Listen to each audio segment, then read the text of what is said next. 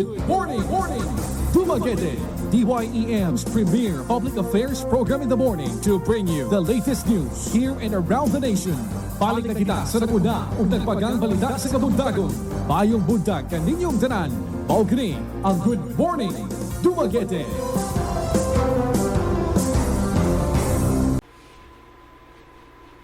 Last week, we said why possibly Marcos. This week, we say why not Marcos in our pursuit of balanced reporting.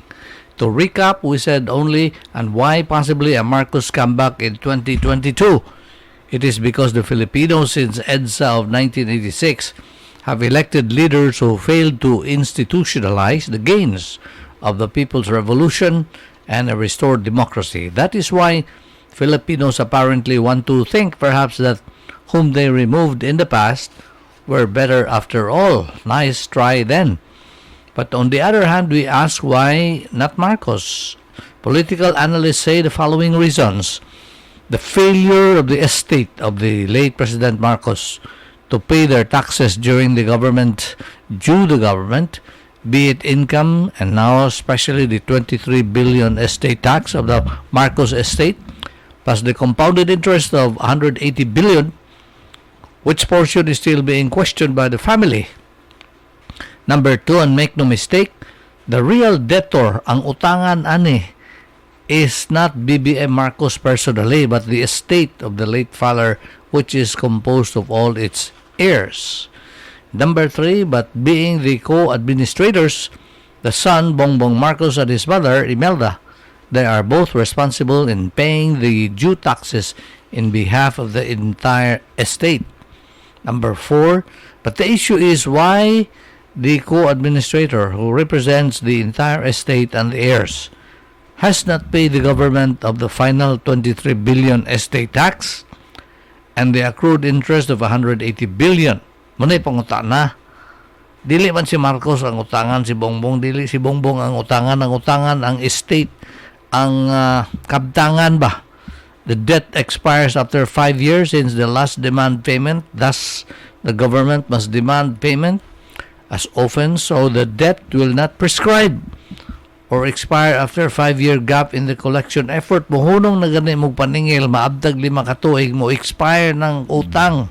So ayog undangig paningil. Kay undangan na after 5 years, prescribe, finish, di na makolekta. Please pay your estate taxes if you want to be the president, yet your family has not paid taxes due the very same government you want to lead, despite the order of the Supreme Court in finality. It doesn't fit. Number 3, the Marcos estate. It has been 25 years since the 23 billion estate tax has been final, due, demandable, unappealable.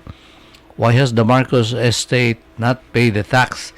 Dili si Bongbong ang estate. It is the moral duty of its administrator, who is Bongbong, to pay in behalf of the family estate.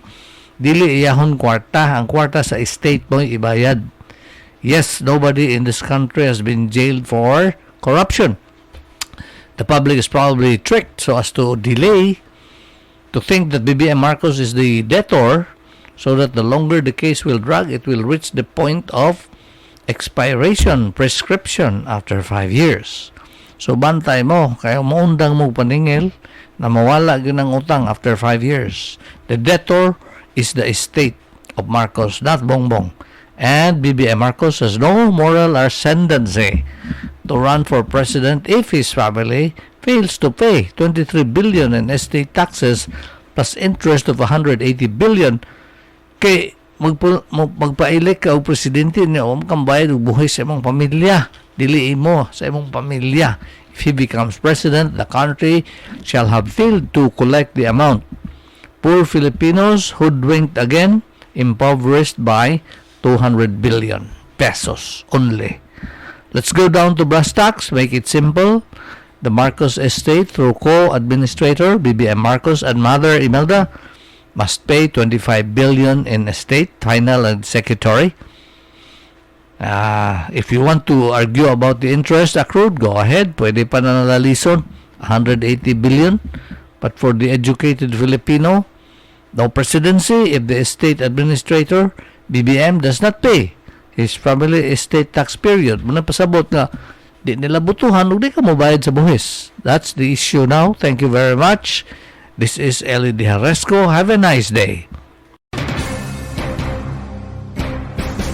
Inyong nabati ang sinaligan sa mga balita. Paukato ang Good Morning Dumaguete. Hangtod sa sunod edisyon sa Good Morning Dumaguete.